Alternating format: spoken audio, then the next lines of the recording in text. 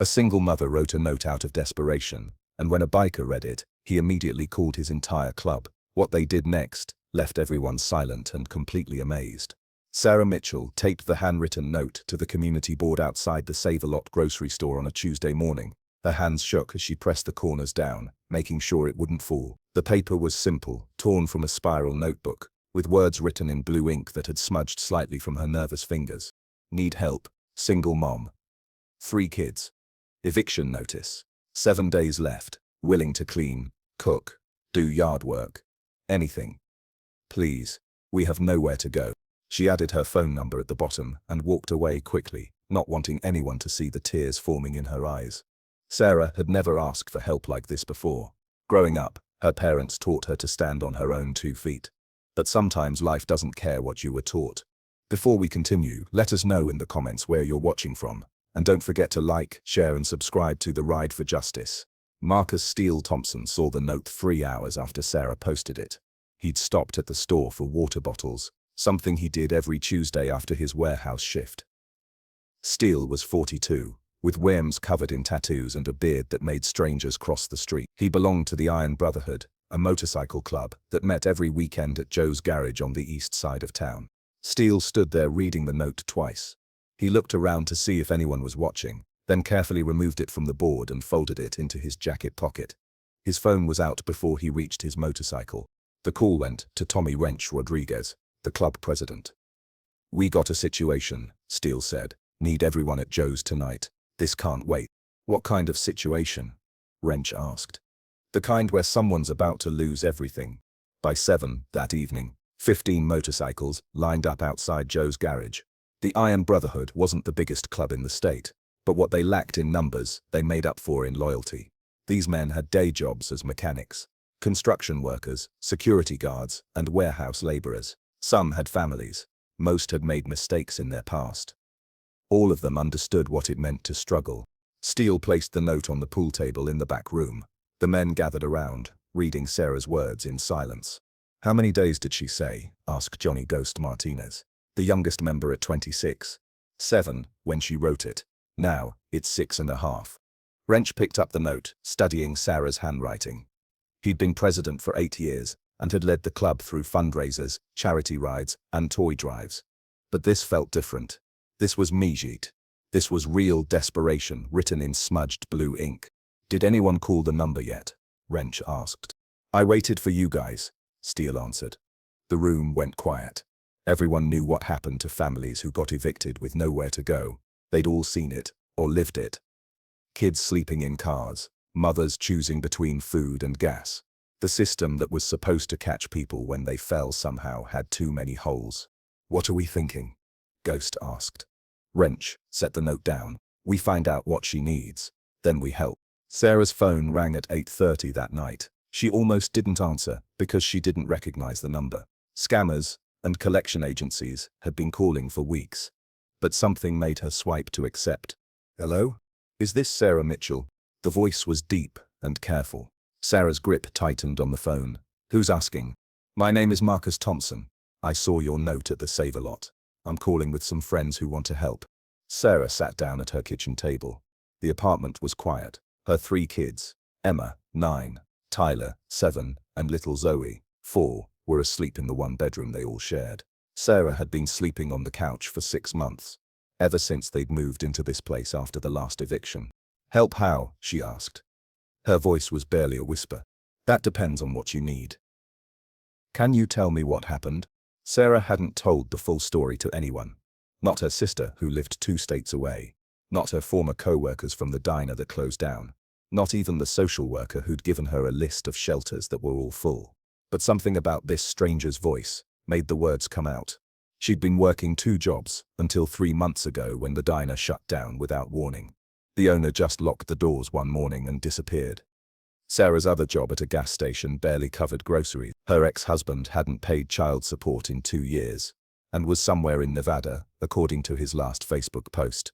Her landlord had been patient for 2 months, but patience had limits. I owe $2,400, Sarah said. The eviction notice says if I don't pay by Monday, the sheriff will remove us. I've called every assistance program. They're all out of money or have waiting lists. What about family? My parents passed away. My sister has her own problems. I have no one. Marcus was quiet for a moment. You have someone now. What's your address? Sarah hesitated. Why? Because we're coming to meet you tomorrow, me and some of the guys from my motorcycle club. We want to see the situation ourselves and figure out the best way to help. That okay with you? A motorcycle club? Sarah's voice rose slightly. I know how it sounds, but we're not what you're thinking. We're just regular guys who ride bikes and try to do some good when we can. No pressure, no strings. Just neighbors helping neighbors. Sarah looked around her apartment. The carpet was stained. The walls were thin enough to hear everything from next door. But it was home, and her kids had finally made friends at the school down the street. Starting over somewhere else, especially a shelter, would break them. Tomorrow at noon, she said quietly. But my kids will be here. Please don't scare them. We won't. I promise. After Sarah hung up, she sat at the table for 20 minutes trying to process what just happened. She'd put that note up in desperation, expecting nothing. Maybe someone would offer a few hours of yard work or donate some food. She never expected a phone call. She definitely never expected a motorcycle club. The rumble of engines echoed through the parking lot at 11:50 the next morning. Sarah watched from her third-floor window as 5 motorcycles pulled in and parked in a neat row. 5 men dismounted, all wearing leather jackets with a patch on the back showing an iron shield and crossed wrenches. Her hands were shaking again. Emma appeared beside her. Mom, who are those men? They're here to help us, baby. They look scary.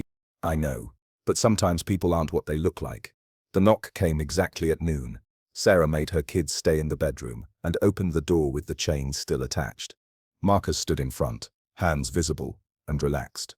Sarah? I'm Marcus. We spoke last night. She studied his face. He had kind eyes. That surprised her. She opened the door fully. The 5 men entered carefully, like they understood they were in someone's personal space. They introduced themselves one by one. Marcus, who everyone called Steel. Tommy, the president, called Wrench. Johnny, called Ghost. Frank, called Diesel, who worked construction. And Ray, called Doc, who was actually a paramedic when he wasn't riding. They stood in Sarah's small living room looking around, taking in the details. The stained carpet she'd mentioned on the phone. The water damage on the ceiling from a leak the landlord never fixed. The furniture that came from thrift stores and curb fines. Your kids here? Wrench asked. In the bedroom. Can we meet them? Might make this feel less strange. Sarah called them out. Emma came first. Protective and suspicious. Tyler hid behind his sister. Little Zoe peeked around the corner with her thumb in her mouth. Doc crouched down to their level. Hey there. I'm Ray. We heard your mom could use some friends, so we came to visit. You guys like motorcycles? Tyler's eyes widened. I've never been close to one. Well, maybe after we talk with your mom, we can show you. That sound good? The kids warmed up slightly. Sarah sent them back to the bedroom with instructions to play quietly. Wrench got to business. Show us the eviction notice. Sarah handed him the paper she'd been carrying in her pocket for days. He read it thoroughly, then passed it to the others. 2400 by Monday, Wrench said. Today's Wednesday. That gives us 5 days. Can we see the rest of the apartment? Steele asked. Sarah showed them the bedroom where all 3 kids slept in various arrangements of sleeping bags and a shared twin mattress. The bathroom with the toilet that ran constantly. The kitchen where the stove only had 2 working burners. Diesel ran his hand along the wall, feeling the texture. This place is barely livable. How much you paying? $900 a month. For this? He shook his head. That's criminal. They returned to the living room. Wrench pulled out a small notebook and started writing. Here's what I'm thinking. We pay the back rent. That's first priority. Gets you stable. Then we look at finding you a better place. Something more affordable with a landlord who actually maintains the property. Sarah felt dizzy. You'd pay it. All of it. That's what we do. Club takes on projects. We've rebuilt porches, fixed cars, helped people move. This is just another project. But that's so much money. Steele spoke up. We all chip in. 2400 split between 15 guys is 160 each. Most of us can swing that. I can't ask you to do that. You didn't ask. We're offering. Sarah sat down on her couch, overwhelmed. Why? You don't even know me. We know enough, Wrench said. You're working hard. You're taking care of your kids. You got hit with bad luck. That's all we need to know. The Iron Brotherhood met again that night at Joe's garage without Sarah. They needed to organize the details and make sure everyone was on board with the plan. Wrench stood at the front of the room, with his notebook open. First things first, money. I need commitments from everyone here. Steele, you got the list. Steele read names one by one. Each member called out their commitment amount. Most pledged $200. Some could only do $100. A few offered more. By the end of the list, they had $3,200 committed. That's more than we need for the rent, Ghost said. The extra goes to groceries and helping her get caught up on utilities, Wrench explained. Doc, you looked at the kids when we were there. They healthy? Doc nodded. Seem fine. Little thin maybe, but not malnourished. Bigger concern is the stress on the mom. She's running on empty. Diesel, you said the apartment is a mess. Building should be condemned. Water damage, everywhere. Mold probably in the walls. It's cheap for a reason. So we need to find her something better, Wrench said. Who's got rental connections? A member named Pete, called Tiny, despite being 6'4", raised his hand. My cousin manages a property over on Elmwood. Small complex, actually maintained. I can ask if anything's said. Do it. Now let's talk timeline. Today's Wednesday, eviction is Monday. We need cash ready by Saturday at the latest. Gives us buffer room. How do we get it to her, someone asked. Respectfully, Steele said. This ain't charity. This is community support. We present it as a loan if that makes her feel better. Is it a loan? Ghost asked. No, Wrench said firmly. But if calling it that helps her accept the money, we call it that. She can pay us back by helping someone else down the road when she's stable. The men murmured agreement. They'd all been helped at some point. That's how the system worked. The lucky helped the unlucky. And eventually the cycle came around. What about work? Doc asked. She needs steady income. I talked to my boss, Steele said. Warehouse needs evening inventory people. Pays $15 an hour. She'd work 6 to midnight Monday through Friday. Not great hours for a mom, but it's something. Who watches her kids that late? Silence fell over the room. That was the real problem with most single-parent situations. Childcare was expensive and evening childcare was nearly impossible to find. My wife could do it, Tiny said slowly. We got 3 kids. What's 3 more? She's home anyway. You sure? Wrench asked. I'll ask her tonight. But yeah, I think she'd be good with it. The pieces were falling into place. Money for rent. Lid on better housing. Potential job. Possible childcare. But Wrench knew from experience that helping people was more complicated than just throwing money at problems. Here's what we're forgetting, he said. This woman is proud. She put up that note because she was desperate, but taking help is going to be hard for her. We need to approach this right. Steele, you made first contact. You keep being the main person she talks to. Don't overwhelm her with all 15 of us. Got it. And one more thing. Wrench looked around the room. What we're doing here, this is good work, but I don't want anyone posting about it on social media. No pictures, no feel-good stories for likes and shares. We do this quietly. Her dignity matters more than our reputation. Every man nodded. They understood. Real help didn't need an audience. Sarah went to work Thursday morning at the gas station, her mind spinning from the previous day's meeting. The men had seemed genuine. They'd promised to call by Friday with the money and a plan, but Sarah had learned not to count on promises. The gas station shift was slow. She restocked shelves and cleaned bathrooms and rang up lottery tickets for people chasing their own desperate dreams. At 2 in the afternoon, her manager called her to the office. Sarah, we need to talk. Her stomach dropped. She knew that tone. Corporate's cutting hours across all locations. I've got to reduce your shifts to 20 hours a week, starting next month. 20 hours. At $12 an hour. That was barely $1,000 a month before taxes. She couldn't survive on that even if the bikers paid her rent. Is there anything else? Any other position? Not unless you can work overnights. Sarah thought of her kids sleeping in that apartment alone. I can't. I'm sorry. You're a good worker. This isn't about performance. Sarah finished her shift in a daze. She picked up the kids from school and made dinner with the last groceries in the apartment. Mac and cheese from a box, canned green beans. The kids didn't complain. They never did. After they were asleep, Sarah sat at the kitchen table with her calculator and bills spread out. Even with the rent paid, she couldn't make the numbers work.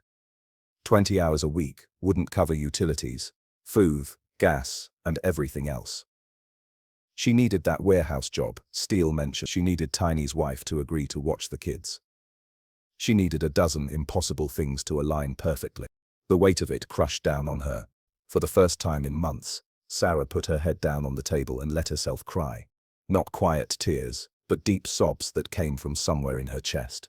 She cried for how hard she'd tried, for how unfair it all was, for the fact that 3 beautiful children were sleeping in the next room depending on her, and she didn't know if she could keep them safe. Her phone buzzed. A text from a number she now recognized as Steele's. Meeting tomorrow at 1 p.m. Joe's garage on Wilson Street. Can you make it? We've got good news. Sarah wiped her face and typed back, I'll be there. Joe's garage was exactly what Sarah expected. A large metal building with motorcycles in various states of repair scattered around. She parked her 15-year-old Honda next to a row of gleaming bikes and felt to meckle out of place. Steele met her at the door. Glad you came. Everyone's inside. The garage opened into a large space with concrete floors and fluorescent lights. Tools hung on every wall. The smell of motor oil and metal filled the air. And in the center, standing in a semicircle, were all 15 members of the Iron Brotherhood. Sarah stopped walking. I thought it would just be a few of you. They all wanted to be here, Steele said gently. They all contributed. Seemed right that they all get to meet you properly. Wrench stepped forward, holding a white envelope. Sarah Mitchell, the Iron Brotherhood, would like to present you with this. She took the envelope with trembling hands. Inside was a cashier's check for $3,200. I don't understand. The rent is only $2,400. $800 extra for groceries and utilities, Wrench explained. Get yourself caught up on everything. Sarah stared at the check. More money than she'd seen in months. Enough to stop the eviction. Enough to feed her kids properly. Enough to breathe. I can't take this. Yes, you can, Steele said. How would I ever pay you back? Consider it a loan if you want. Pay us back in 5 years, 10 years, whenever you can. Or don't pay us back at all. Honestly, doesn't matter to us. Tiny stepped forward. My wife Maria said she'd be happy to watch your kids' evenings. We live about 10 minutes from you. She already watches our neighbors' kids sometimes. 3 more won't be her aim. Steele talked to his warehouse boss. Wrench continued. Job's yours if you want it. 15 an hour, Monday through Friday, 6 to midnight. Full-time hours, benefits after 90 days. Sarah's legs felt weak. Ghost pulled over a folding chair and she sat down hard. There's one more thing, Diesel said. My cousin owns a duplex over on Maple Street. 2 bedrooms, washer and dryer included, actual working appliances. He normally charges $1,100 a month, but I explained your situation. He'll do $900 and that includes all utilities except electric. Same price as my current place. Yeah, but actually livable. No mold, no water damage, no broken everything. And he's a good landlord. Things break, he fixes them same day. Sarah looked at the check in her hands, then at the 15 men standing around her. These strangers. These bikers who everyone probably crossed the street to avoid. These men who'd seen her desperate note and decided to do something about it. Why? She whispered. Why would you do all this? The garage went quiet. Finally, Doc spoke up. 10 years ago, I was homeless. Addiction issues, lost my job, lost everything. I was sleeping in my car when Wrench found me passed out in this very parking lot. The club got me into rehab, paid for it, supported me through the whole thing, got me back on my feet. Now I'm a paramedic. I save lives. None of that happens without these guys. Others shared their stories. Steele had been in prison, and the club gave him work when no one else would. Ghost's family had been in a car accident, and the club paid medical bills.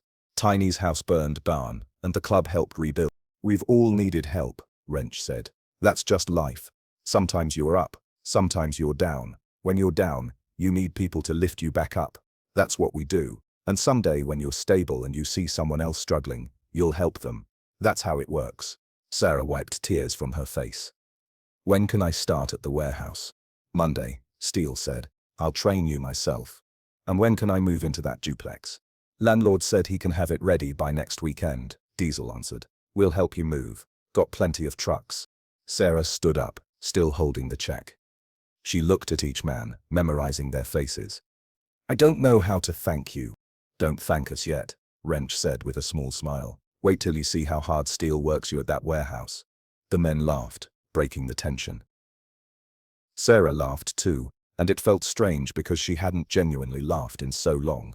The eviction was stopped Friday morning when Sarah walked into the property management office with a cashier's check for $2,400. The woman behind the desk seemed surprised to see her with the full amount.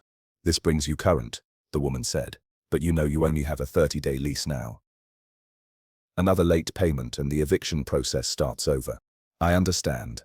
I'll actually be moving out at the end of the month." Sarah didn't mention the duplex on Maple Street or the warehouse job or the motorcycle club. Some things didn't need explaining.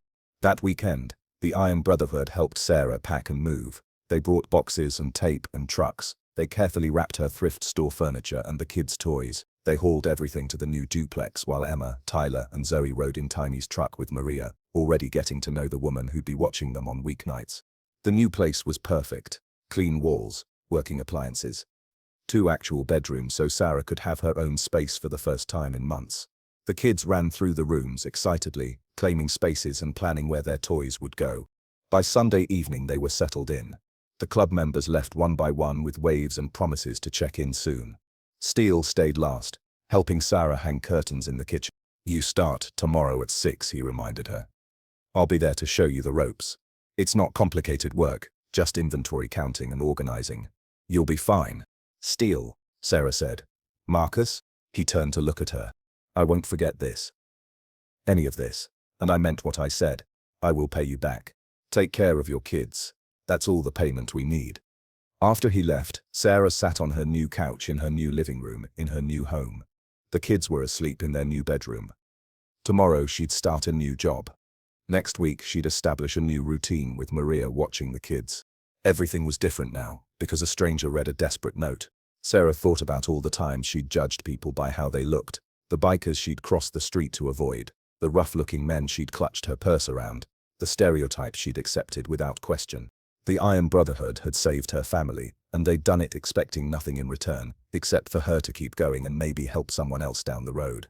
3 months later, Sarah saw a young woman crying in the grocery store parking lot, holding an eviction notice.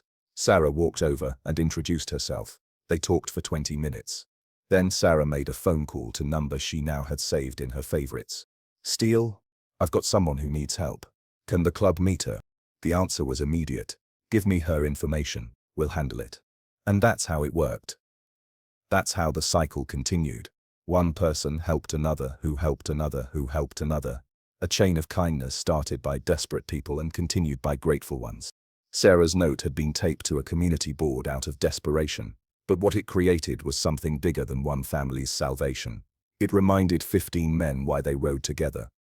It showed 3 children that strangers could be heroes. It taught a whole community that help doesn't always come from the places you expect. Sometimes it comes from the rumble of motorcycle engines and men with leather jackets who refuse to look away from someone else's pain. Sometimes it comes from ordinary people doing extraordinary things, simply because they can. Sarah Mitchell's desperate note made a biker call his entire club. What they did next didn't just save a family. It reminded everyone watching that humanity still existed in unexpected places.